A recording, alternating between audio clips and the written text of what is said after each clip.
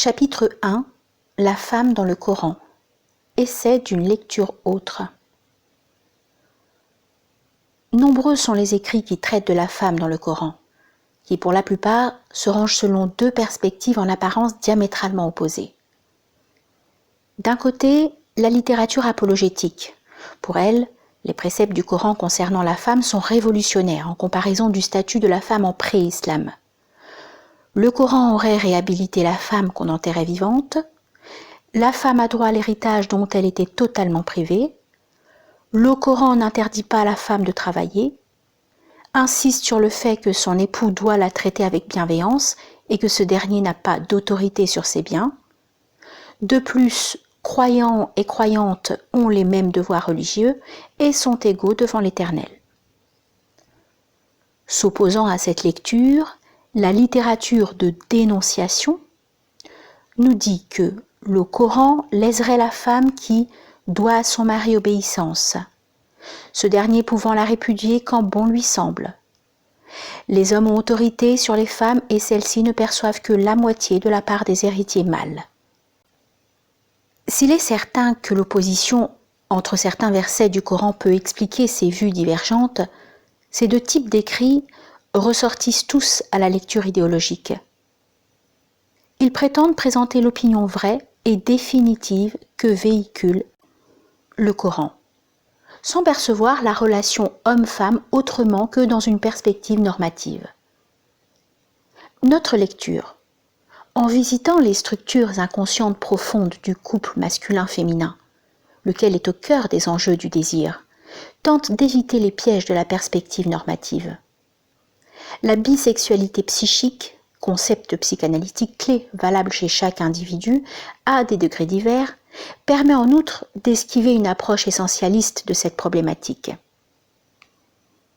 Sous-titre : Le nom du Père, autorité symbolique de l'homme. L'une des approches possibles des caractères de la femme est la maternité, car jusqu'à nouvel ordre, c'est la femme qui porte le fœtus. Même à supposer que la science permette un jour à l'homme de porter un enfant, cela n'y changera rien. L'homme qui enfanterait acquerrait des caractères féminins. La psychanalyse montre que bien avant la naissance, le fœtus est totalement influencé par son père et sa mère, en ce qu'il est plongé dans leur bain linguistique et éthique. Les expériences du divan démontrent, quant à elles, la grande influence de la vie fœtale sur l'inconscient du sujet.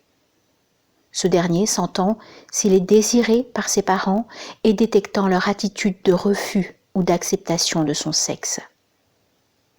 Cependant, le désir du père n'atteint l'enfant qu'à travers la mère qui le porte. C'est elle qui transmet le désir du père, puisque l'enfant aime une mère qui est cooptée à un père. Nulle relation n'est plus profonde et intime que la relation mère-fœtus. Leur lien spécial et unique n'aura jamais d'équivalent. Après la naissance, ils communiquent sans langage et les traces de cette relation privilégiée s'ancrent dans l'inconscient du sujet. Dès la naissance, le fœtus devient un bébé, séparé de sa mère par la rupture du cordon ombilical. Le bébé n'en est pas moins dépendant de la mère qui, en le nourrissant, en le changeant et en le lavant, répond à ses besoins. Mais la présence de la mère n'est pas permanente. La vie du bébé est scandée par les absences-présences de sa mère, qui sont pour le bébé totalement chaotiques, ne répondant à aucune logique. La mère n'est pas un objet dont la consommation apaise. Dès le départ, elle s'inscrit pour le bébé dans la sphère du désir. Mais il faut à ce monde faire de briques et de broc, à ce monde fait de briques et de broc, imprévisible et affolant, un principe organisateur. Ce principe est la fonction paternelle. Fin de citation.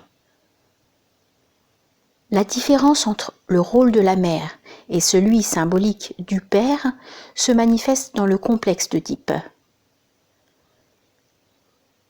Les soins que la mère prodigue à l'enfant procurent une jouissance qu'il n'est pas abusif de qualifier de sexuel.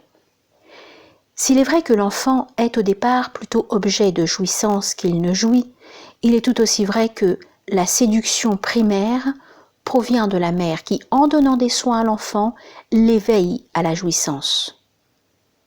Cet éveil à la jouissance se révèle tant pour la fille que pour le garçon. Freud lui-même a modifié sa conception classique de la position oedipienne de la fille. En effet, il est communément admis que le garçon est, vers 2 ou 3 ans, amoureux de la mère et considère le père comme rival, et que la fille désire pour sa part avoir un enfant du père. On oublie cependant que Freud parle de ranimer l'ancien amour qu'avait la fille pour la mère. Pour la fille comme pour le garçon, l'objet premier d'amour est la mère. L'enfant désire être le phallus de la mère, position incestueuse dont il doit être délogé par le père symbolique. La fonction paternelle symbolique fait office de loi. C'est la loi primordiale de l'interdiction de l'inceste sur laquelle est basée l'humanité. Le père est ce tiers symbolique qui sort l'enfant de la relation dyadique étouffante avec la mère. Il est l'incarnation du signifiant, car par l'attribution de son nom à l'enfant, le père concrétise la séparation symbolique entre le couple mère-enfant. Ce nom du père a donc un rôle symbolique et n'est pas nécessairement la marque d'une quelconque préséance de l'homme sur la femme, comme certaines féministes l'ont soutenu. Le verset « Attribuez-leur le nom de leur père, c'est plus équitable devant Dieu » sourate 33, verset 5, pourrait s'inscrire dans cette perspective de fonction de séparation symbolique remplie par le père. On pourrait lire dans la même perspective le verset suivant. Les hommes ont autorité sur les femmes en raison des faveurs que Dieu accorde à ceux-là et à celles-ci, et à cause des dépenses qu'ils font de leurs biens. Sourate 4, verset 34. La plupart des exégètes conservateurs considèrent qu'il justifie la supériorité naturelle des hommes, tandis que les lecteurs modernes du Coran les considèrent comme misogynes. Du reste, bien que ce verset n'affirmant rien que les hommes sont préférés aux femmes, se contentant de dire que chaque sexe a des faveurs, tant les interprètes que les traducteurs l'ont lu comme exprimant cette préférence. Les exégètes ont proposé des interprétations diverses à cette prééminence qui fonde l'autorité des hommes, leur part double de l'héritage, leur récompense lorsqu'ils participent à la guerre sainte, la permission que les hommes ont, contrairement aux femmes, d'éduquer leurs épouses en les frappant. Aucun n'a décelé que l'autorité masculine, évoquée dans ce verset, pourrait être lue comme une autorité symbolique, affirmant que le nom du père doit élider le désir de la mère, et que cette élision n'est pas une marque de préférence du rôle paternel au rôle maternel, mais celle de leurs particularités respectives. L'attribut symbolique est très pertinent car le père n'est pas nécessairement le géniteur, ni même le compagnon de la mère, mais la personne qui occupe les pensées de la mère enceinte et remplit ainsi le rôle symbolique du tiers. Même si ce rôle est joué par une femme, cette femme n'en serait pas moins, dans la perspective symbolique, masculine. Lorsque le père symbolique faillit à son rôle symbolique de séparation, l'enfant peut devenir sujet à plusieurs névroses. Il est d'autre part intéressant de noter que la lecture symbolique de l'autorité du masculin sur le féminin ne prend pas sa source uniquement dans la vie moderne de la psychanalyse. Ibn Arabi, au VIe et VIIe siècle de l'Hégire, a présenté une lecture symbolique analogue du verset 32 de la sourate 4. Les hommes, symboles des individus ayant atteint la plénitude, el-wasiloun, auront une part de ce qu'ils ont acquis par la lumière de leurs aptitudes originelles. Les femmes, symboles des individus mineurs, el-naqisoun, auront une part de ce qu'ils ont acquis selon leurs aptitudes. Sous-titre: Moïse, Jésus et Mohammed. le Père absent. Alayhum salam. Salatu salam. Les vies de Moïse, Jésus et Mohammed, sur eux la paix, sont marquées par l'absence du Père. Certes, cette absence s'est différemment manifestée pour chacun de ces prophètes. Pour Moïse, nulle référence coranique au Père. Ce dernier est absent de la narration. L'absence du Père de Jésus est, elle, explicite et même constitutive de l'identité de Jésus, lequel est désigné dans le Coran comme Jésus, fils de Marie. On voit bien que le nom de la mère suppléait dans ce cas à celui du Père. À la différence de ces deux pères, l'un tue l'autre dont l'absence est dite, le père de Mohammed, décédé avant la naissance du futur prophète, bien qu'il ne soit pas nommément cité dans le Coran, est à l'arrière-plan du verset « Ne t'a-t-il pas trouvé orphelin et il t'a procuré un refuge » Sourate 93, verset 6.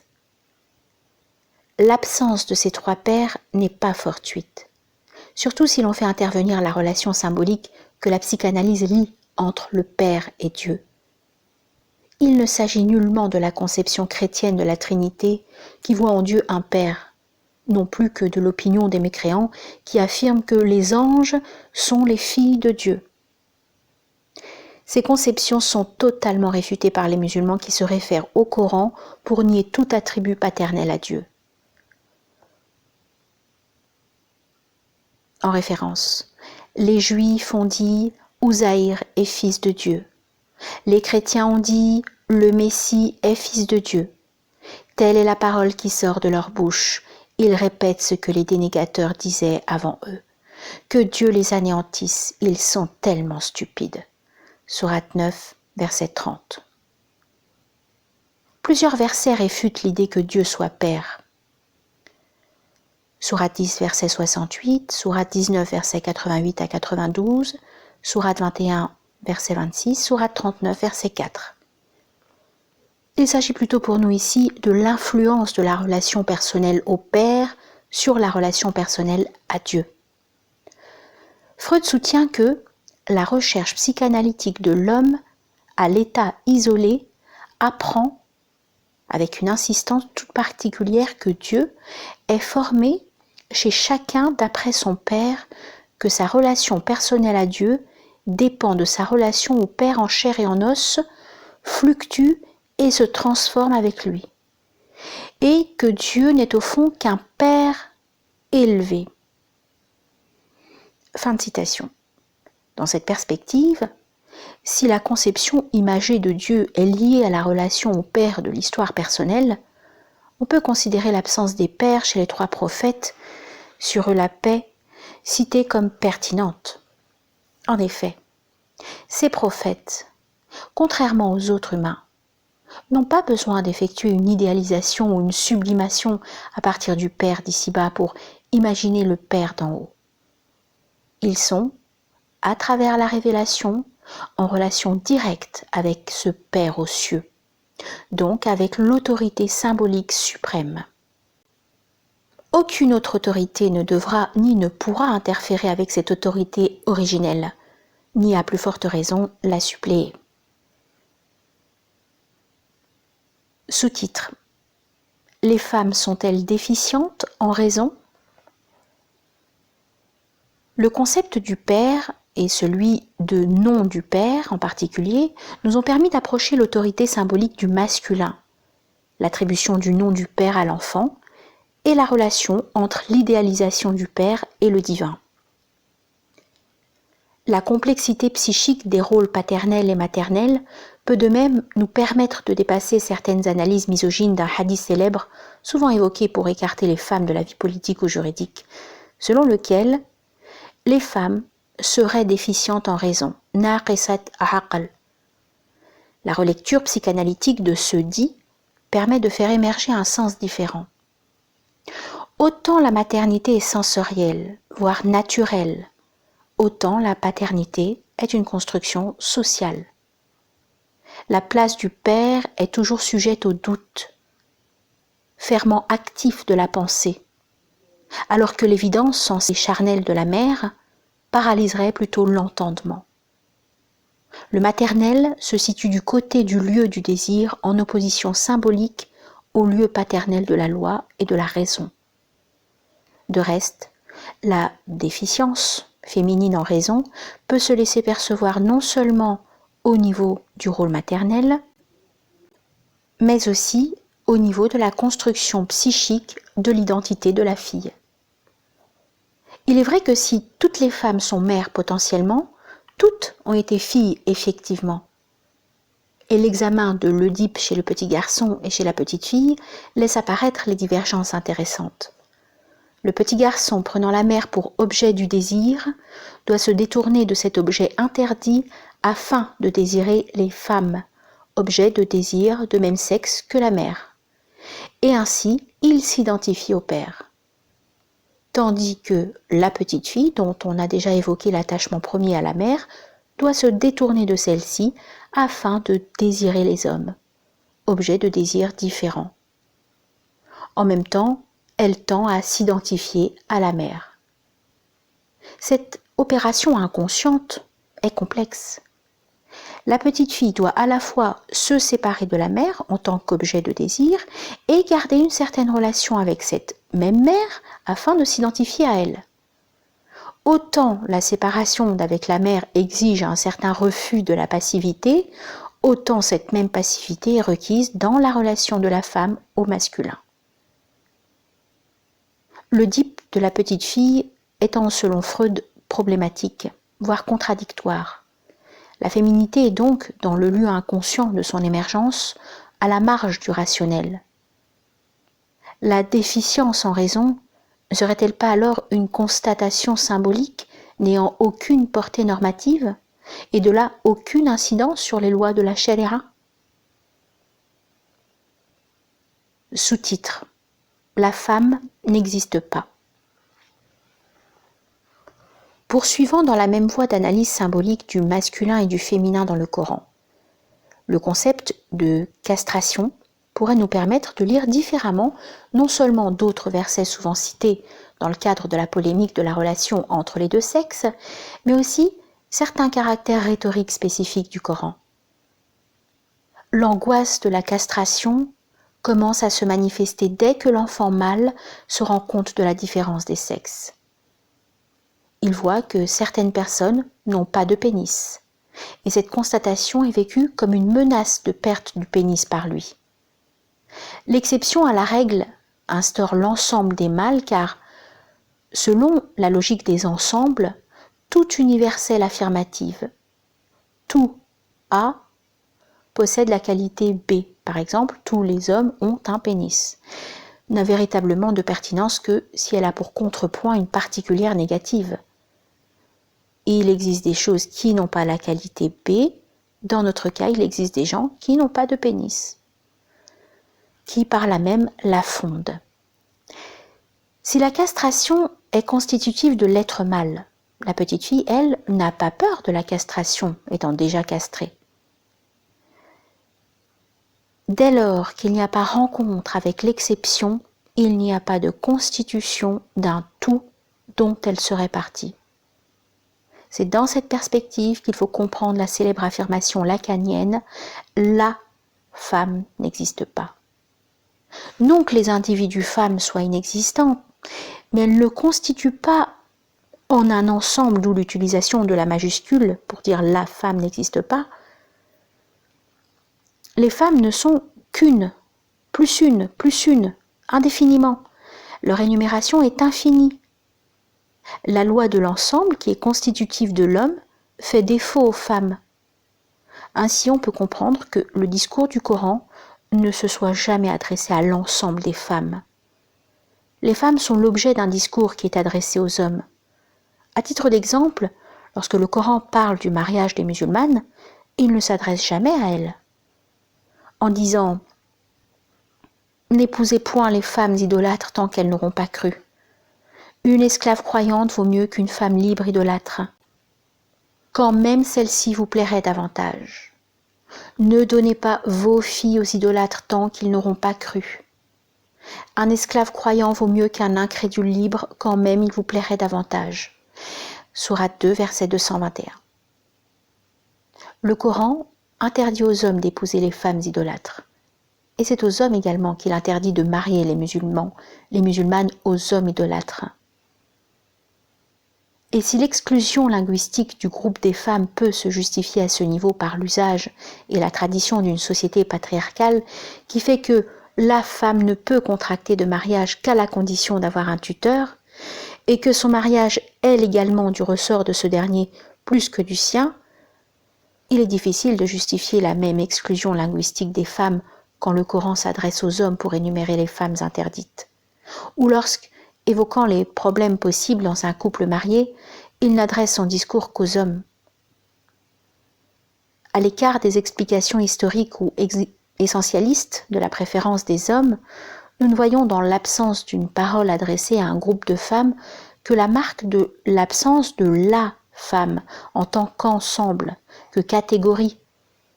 D'ailleurs, le Coran s'adresse bien à des femmes, mais toujours en tant qu'individus ou que groupe particulier nullement constitué par l'appartenance sexuelle. La parole coranique est adressée à Marie. Les anges disent « Ô Marie, Dieu t'a choisi en vérité. Il t'a purifiée, il t'a préférée à toutes les femmes de l'univers. » Sourate 3, verset 42. Et quand il dit aux épouses du prophète « Ô vous les femmes du prophète, vous n'êtes comparables à aucune autre femme. Si vous êtes pieuses, ne vous rabaissez pas dans vos propos afin que celui dont le cœur est malade ne vous convoite pas. Usez d'un langage convenable. Restez dans vos maisons, ne vous montrez pas dans vos atours, comme le faisaient les femmes au temps de la Jahiliya. Acquittez-vous de la prière, faites l'aumône, obéissez à Dieu et à son prophète. » Sourate 33, versets 32 et 33. L'absence d'une parole coranique adressée à l'ensemble des femmes rentre dans le cadre de la lecture psychanalytique des relations entre les sexes qui, à l'appui de la notion de castration, induit l'inexistence de la femme comme ensemble. Sous-titre: Masculin et féminin, dualité symbolique. Contrairement à Freud qui utilise rarement le terme de phallus, et souvent comme synonyme de pénis, Lacan insiste sur le fait que le phallus n'est pas le pénis. Il n'en est que le signifiant symbolique. Ce signifiant détermine symboliquement masculin et féminin. Le premier par un trait positif, une présence, et le second par un trait négatif, une absence. Par cette détermination du signifiant s'instaure ce que Lacan nomme la fonction phallitique. Si cette fonction détermine totalement le masculin, caractérisé par la possession du pénis et la tendance inconsciente à avoir le phallus, en disant que l'absence du pénis, la fonction phallique, ne détermine le féminin que partiellement et s'avère impuissante à nommer le féminin par un trait positif. La féminité se pose ainsi comme innommable. Alors que le masculin est tout entier symbolisable, une partie du féminin se dérobe à la caractérisation phallique, donc à la symbolisation. Le phallus est signifiant. Le signifiant appartient à la topique du symbolique, lequel, étant basé sur des conventions, est intrinsèquement collectif. Dès lors, ceux qui ont le pénis et qui sont totalement dits par la fonction phallique se manifestent dans des groupes symboliques collectifs. Gérard Miller affirme que toutes les organisations, tous les grands regroupements, partis, armées, églises, etc., sont d'abord masculins. À l'opposé, le féminin, qu'aucun ensemble ne régit et qui est déterminé par l'énumération indéfinie des individus, ressortit au champ de l'individuel.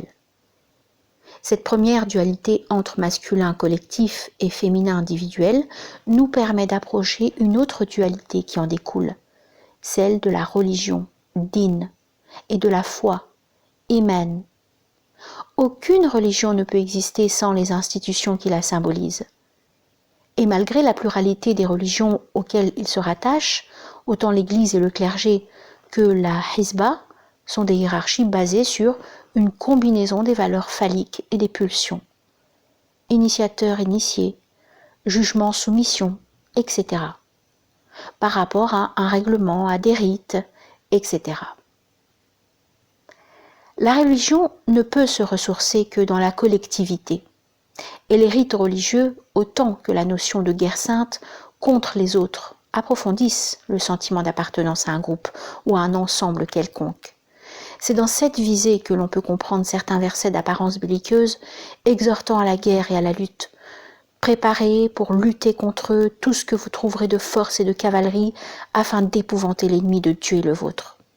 Sourate 8, verset 60. La foi, quant à elle, est une croyance privée qui ne peut être qu'individuelle. Elle ne nécessite donc aucune structure institutionnelle collective. Autant la religion est une adhésion sociale, autant la foi, elle, est une adhésion de cœur. Il s'ensuit que la religion peut être objet de choix, d'où la possibilité de se convertir à une religion ou de s'en détourner. Quant à la foi, elle n'est pas tributaire d'une décision. Elle ne peut être réfléchie. On ne décide pas rationnellement de vouer une confiance profonde à Dieu, comme on ne décide pas du jour au lendemain d'accéder à une quelconque paix intérieure. Le Coran regorge également de versets relatifs à l'adhésion à une religion et de versets relatifs à l'installation de la foi dans le cœur des fidèles. Bon nombre de versets contiennent un verbe à l'impératif qui comporte une injonction. Croyez, verset 3, Sourate 3, verset 72 et 179. Sourate 4, verset 47, Sourate 46, verset 31, etc., etc.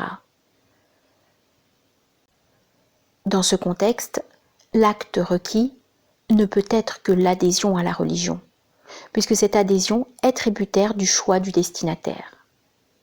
Par contre, d'autres versets coraniques tiennent que la croyance n'est pas un acte de libre choix et de décision volontaire. Si ton Seigneur l'avait voulu, tous ceux qui sont sur la terre auraient cru. Est-ce à toi de contraindre les gens à devenir croyants ? Dans d'autres versets, c'est le terme hidaya, conduite, guidance, qui remplace le terme de croyance, pour affirmer que la foi est don de Dieu. Dis, l'argument décisif appartient à Dieu. S'il avait voulu, il vous aurait tous guidés sur le droit chemin. Sourate 6, verset 149. Ces deux types de versets que les exégètes pourraient prétendre pour opposer, et donc à concilier au prix d'efforts exégétiques considérables, représentent en fait deux instances différentes du religieux, l'appartenance collective et l'expérience individuelle. Ces deux instances sont explicites dans un seul verset concernant les Arabes, ici spécifiquement bédouins. Les bédouins ont dit « nous avons la foi », dit « vous n'avez pas encore la foi », dites plutôt « nous nous sommes convertis à l'islam », car la foi n'a pas encore pénétré en vos cœurs. Sourate 49, verset 14. Les Bédouins ont choisi de se convertir à l'islam et d'adhérer ainsi à la communauté musulmane, Ummah, mais cette adhésion collective n'est en rien gage de foi individuelle. Autant la religion, choix volontaire, relève de la sphère de l'actif, autant la foi, don de l'autre, relève de la sphère du passif. Or, la psychanalyse, freudienne notamment, rattache l'activité au masculin et la passivité au féminin. On retrouve sous une autre forme le dualisme sexuel. Ainsi, on pourrait comprendre le hadith du prophète qui soutient que les femmes sont déficientes en religion, naqisat din, non en tant que dépréciation normative de la femme, mais en tant qu'expression de la relation première entre le féminin et la foi. En lisant l'histoire théologique musulmane dans cette perspective, les fuqaha ressortissent à la sphère religieuse. garant des institutions, adoptant une conception collective du religieux, appréhendant la controverse et la différence, accordant une importance primordiale aux rites et aux ahkam. Leur jouissance est sociale et célèbre le symbole, autrement dit, c'est une jouissance phallique. À l'opposé, les soufis, mystiques musulmans, se positionnent dans le domaine de la foi, privilégiant l'expérience privée, détachés des rites collectifs, se délectant du désir de l'Ittihad, du hulul et du fana. Leur jouissance est autre que symbolique phallique. C'est une jouissance supplémentaire qui peut être apparentée à la jouissance féminine. Cette jouissance est indicible et ouvre sur le réel. El-Nifari, soufi mort en 965, disait « Plus la vision s'étend, plus l'expression rétrécit. »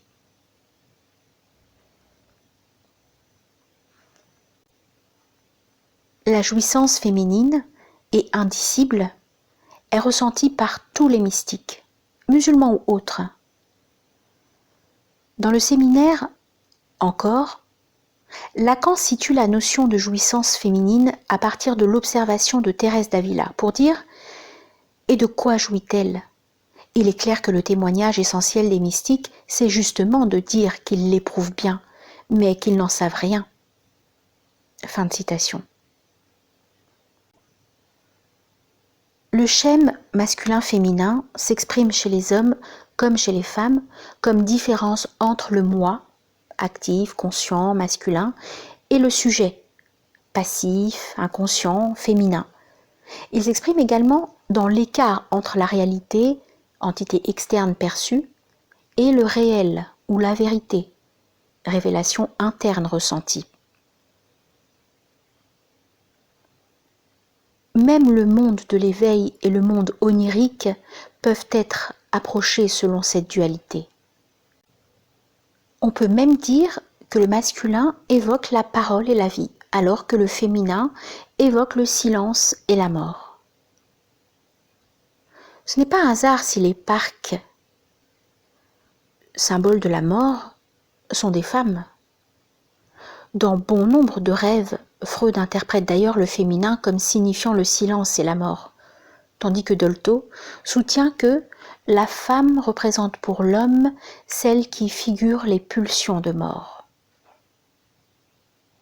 Certains des exégètes musulmans, dont El-Razi et El-Tabari, ont interprété dans cette optique le verset « Ce ne sont que des femelles qu'ils invoquent en dehors de lui » Sourate 4, verset 117. Pour eux, le vocable « femelle » veut dire dans ce contexte « mort ». Sous-titre « Loi et vérité ». Tous nos actes et paroles sont régis par la symbolique du masculin et du féminin. La parole que nous proférons se pose comme consciente et réfléchie, donc masculine, mais a en fait pour source nos pulsions inconscientes, donc féminines. Nos actes sont censés être volontaires et maîtrisés, masculins. Mais nous savons que bon nombre de gestes débordent notre volonté, aspect féminin. La nécessité juridique de juger les coupables et la conscience de la relativité de ce jugement est un bon exemple du clivage entre le masculin et le féminin. Le Coran dit « C'est dans le talion que vous aurez la préservation de la vie, ô vous doués d'intelligence, ainsi atteindrez-vous la piété. » Sourate 2, verset 179. La loi du talion comme type de sanction est bien limitée dans le verset à la vie qui se situe dans l'axe symbolique du masculin. La sanction est nécessaire pour instaurer une certaine cohésion sociale, mais elle n'est en rien un jugement du coupable dans son essence puisque ce dernier a été inéluctablement poussé à commettre tel ou tel délit par des motivations psychiques profondes, incontrôlables rationnellement. Aucune loi ne peut rendre compte de l'individu dont le cheminement particulier diffère toujours de tout autre cheminement. Et la sanction, ne peut donc prétendre déterminer définitivement la responsabilité du coupable, puisque cette détermination suppose un accès absolu à tous les contextes et une connaissance absolue de l'autre, chose également impossible. D'autre part, la sanction n'a pas pour objectif de changer le coupable. L'attitude du prophète alayhi salatu wassalam vis-à-vis de l'homme venu se plaindre de sa femme le confirme. Un homme vint voir le prophète alayhi salatu wassalam pour lui dire que, tout en étant fatalement amoureux de son épouse, il était malheureux. Celle-ci, en effet, ne se gênait point pour avoir des aventures avec d'autres hommes. Le prophète alayhi salatu wassalam proposa à cet homme de divorcer, ce qu'il refusa en insistant sur le fait qu'il aimait sa femme et ne pouvait en aucun cas s'en séparer.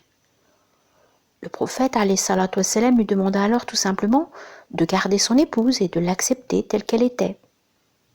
Ce khabar rapporte que l'homme, tout en se plaignant d'un défaut, entre guillemets, dans le comportement de sa femme, n'acceptait pas de s'en séparer et demandait le changement de ce défaut, entre guillemets. Mais le prophète, paix et bénédiction de Dieu sur lui déclara que ce changement était impossible. Cet homme serait appelé ou à s'inscrire dans la symbolique sociale masculine et répudier sa femme, ou à s'inscrire dans la symbolique féminine individuelle et consentir à accepter sa femme avec ses penchants. Les deux éventualités sont contradictoires. Il est impossible de les concilier synchroniquement et d'éradiquer ainsi le clivage intrinsèque de l'être humain. Autant la loi, lieu du masculin, se réfère au principe de la réalité, autant la vérité, elle, n'a rien à voir avec la réalité. C'est là-dessus que les hommes s'opposent, et c'est ce que Dieu explicitera le jour de la résurrection. Le Coran ne dit-il pas « Dieu jugera entre eux le jour de la résurrection et il tranchera leurs différends » Sourate 2, verset 113, voire aussi verset 3, Sourate 55, verset 5, Sourate 48, verset 6, Sourate 100... Pardon. Je reprends. Sourate 2, verset 113, Sourate 3, verset 55, Sourate 5, verset 48, Sourate 6, verset 164, Sourate 10, verset 93, Sourate 16, verset 39 et verset 124, et Sourate 32, verset 25, etc., etc. Peut-être certains élus peuvent-ils sentir la vérité se révéler à eux. Mais étant du côté du féminin, le réel et la vérité ne pourront jamais être symbolisés ou objectivés. Ne dit-on pas que la vérité est toujours voilée ? Sous-titre : Le voile symbolique. La vérité inaccessible nous permet de penser la question du voile dans une voie autre que sociale ou juridique. La perspective psychanalytique affirme le désir inconscient de la femme d'avoir un phallus. Mais ce désir étant intrinsèquement irréalisable, la femme porte jusqu'à l'exagération un intérêt essentiel à son corps, ce qu'a bien exprimé Freud en avançant que le narcissisme est une nature féminine. Ainsi, d'un point de vue symbolique, tout le corps de la femme tiendrait lieu de phallus, alors que les hommes désirent avoir le phallus. Les femmes désirent être le phallus. Non seulement les femmes se considèrent inconsciemment comme phallus symbolique, mais les hommes aussi considèrent le corps féminin comme substitut du phallus. Il est difficile pour les hommes d'accepter la castration effective des femmes, qui est en même temps menace implicite de leur castrabilité. C'est pourquoi la sexualité masculine, en tenant le corps féminin pour phallus, est essentiellement fétichiste. Cette approche inconsciente du corps de la femme peut expliquer l'attitude intransigeante des exégètes et fuqaha musulmans, tous hommes, à considérer le corps de la femme comme awra, partie sexuelle. Al-Razi affirme que tout le corps de la femme libre est awra. Il soutient que son corps en soi est awra. Cette insistance dévoile par le langage ce que l'inconscient est. Cacher le corps féminin est alors une manière inconsciente de cacher la castration féminine et le fétichisme masculin de cacher ce que le conscient ne peut affronter, ce qu'il désire occulter ou plutôt refouler dans le fin fond du sujet. Ainsi, on peut comprendre l'exacerbation de la question du hijab, le voile, chez les intégristes et les fondamentalistes musulmans. Le voile n'est pas seulement l'accoutrement distinctif de ceux qui appartiennent au groupe, le vêtement qui cache les atours féminins afin d'éviter la séduction. S'il ne s'agissait que de se distinguer des non-musulmans, on aurait rencontré la même insistance concernant le port de la barbe. Par exemple, s'il ne s'agissait que d'éviter la séduction, on aurait craint autant la séduction féminine que la séduction masculine. D'ailleurs, certains exégètes ont affirmé que tout le corps de l'homme était awra pour la femme. Mais cet avis est resté minoritaire, voire isolé, et a été étouffé par le consensus ijma', qui confirme que le voile, en cachant la castration féminine, source d'angoisse et d'anxiété, a surtout une portée symbolique et psychique profonde. En étant du côté du féminin, le voile peut, tout en conservant son caractère symbolique, ouvrir sur d'autres significations. Autant la jouissance féminine indicible que la relation entre le féminin et la mort, ou le féminin et la vérité, indique l'absence de signifiant pour la féminité, celle-ci est donc d'une certaine manière toujours voilée, cachée et tue, jamais perçue sur le mode de la présence et du dévoilement.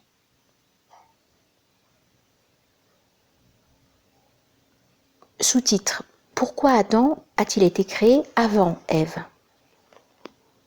Loi désir, collectif individuel, religion foi, actif passif, parole silence, jouissance phallique, jouissance autre, autant de couples qui attestent que le masculin et le féminin se laissent approcher par le biais du symbolique. Dans cette même perspective, on peut penser la genèse de l'homme et de la femme telle que présentée dans le Coran. Ainsi, ce dernier n'explicite pas qui d'Adam ou d'Ève a été créé le premier. C'est lui qui vous a créé d'un seul être dont il a tiré son zaouj pour qu'il repose à ses côtés. Sourate 7, verset 189. Le mot zaouj, partenaire, peut désigner en arabe aussi bien le mâle que la femelle, mais la majorité des exégètes ont limité sa référence à la femelle, et les traducteurs l'ont même traduit par épouse. Qu'il se soit référé aux assertions bibliques ou à un hadith du prophète, alayhi salatu wassalam, selon lequel Ève a été créée à partir d'une des côtes d'Adam, le fait est qu'un certain consensus admet qu'Adam a précédé Ève dans la création. Certains interprètes ont même considéré cette antériorité diachronique comme une des marques de préférence de l'homme par rapport à la femme. Ibn al-Arabi dit: on ne peut cacher au perspicace le privilège des hommes par rapport aux femmes, ne serait-ce pour le démontrer que le fait que la femme ait été créée à partir de l'homme qui est à son origine. Cette perspective normative ne sied pas à notre approche de la relation entre le masculin et le féminin. C'est pourquoi, même en supposant qu'Adam ait été créé avant Ève, on peut, en se référant aux notions psychanalytiques déjà évoquées, lire cette antériorité autrement. La fonction phallique, représentant les hommes et les femmes, mais échouant à rendre compte d'une partie féminine qui lui échappe, indique qu'il n'y a pas de signifiant de la féminité. Ainsi, il n'est pas concevable que la femme soit créée avant l'homme, car l'être ne peut précéder le langage. Le féminin ne peut pas être premier, alors qu'il est intrinsèquement en manque d'un signifiant représentatif. La création de l'homme est manifestation du langage, du verbe créateur. Et si la femme a été créée de l'homme, non dans sa totalité, mais partiellement, que ce soit de sa côte ou du reste de l'argile qui l'a constituée, elle est certes représentée par la fonction phallique qui la précède. Mais cette fonction ne la représente que partiellement. Aussi est-il cohérent que le signifiant représentant le masculin soit premier afin de désigner ce que la signifiant échoue à représenter. Le symbolique doit être premier pour qu'advienne le réel que le symbole échoue à dire. La rupture, la fente, trait de l'ouverture, fait surgir l'absence, comme le cri non pas se profile sur fond de silence, mais au contraire, le fait surgir comme silence. Il n'est pas question d'oublier non plus que cette dualité masculin-féminin est présente psychiquement et symboliquement à l'intérieur de chaque individu, homme ou femme. C'est dans cette optique bisexuelle qu'on peut comprendre le verset « Ô vous les femmes, ô vous les hommes, nous vous avons créés mâles et femelles » Sourate 49, verset 13. Sous-titre « Relation des sexes, supériorité ou différence ». Il est aberrant de prétendre que le masculin, signifiant symbolique, serait meilleur que le féminin situé dans l'optique du réel. Et pourtant, comme nous l'avons déjà relevé, la majorité des chercheurs posent la relation du féminin au masculin dans la perspective normative. Il faut dire que cette perspective est ancrée dans les mœurs depuis l'époque du prophète alayhi salatu wassalam. Un khabar rapporte qu'une femme nommée Salama était venue voir le prophète alayhi salatu wassalam pour lui dire « Pourquoi les femmes ne participeraient-elles pas au djihad à l'instar des hommes ? En outre, les femmes n'ont droit qu'à la moitié de l'héritage. » Dans une autre version, un groupe de femmes aurait souhaité pouvoir participer aux guerres saintes afin d'avoir droit aux mêmes récompenses, thawab, que les hommes. Une troisième version rapporte que les hommes ont dit au prophète, alayhi salatu wassalam, nous espérons que Dieu nous préférera aux femmes le jour du jugement dernier, comme il nous a préférés ici-bas. Que notre récompense soit le double de la leur, comme notre part d'héritage est double dans ce bas monde. Les femmes, elles, ont dit « Nous espérons que nos sanctions seront moindres que celles des hommes, comme notre part d'héritage est inférieure à la leur. » Selon les trois versions, le dit des femmes témoigne d'un sentiment profond, d'injustice et d'iniquité, alors que le dit des hommes montre un sentiment de supériorité croissant. Les deux dits expriment la nature profonde des caractères névrotiques des hommes et des femmes. La femme, qui n'est pas totalement représentée par la fonction phallique, demeure dans une tentative désespérée afin de s'y installer, ce que Freud a exprimé par le désir du phallus chez la femme, tandis que l'homme, qui ne s'inscrit dans la fonction phallique que parce que d'autres ne sont pas soumis à cette fonction, demeure dans une angoisse incessante de la castration qui le pousse à se différencier de la femme. Le Coran a répondu à ce comportement névrotique par un verset. « Ne convoitez pas les faveurs dont Dieu a gratifié certains d'entre vous de préférence aux autres. Une part de ce que les hommes ont acquis par leurs œuvres leur reviendra. Une part de ce que les femmes ont acquis par leurs œuvres leur reviendra. Demandez à Dieu qu'il vous accorde sa grâce. Dieu connaît toutes choses. » Sourate 4, verset 32. Ce verset appelle autant les hommes que les femmes à accepter leurs différences, car chacun des deux sexes est dans l'illusion de croire que les caractères distinctifs sont des caractères normatifs.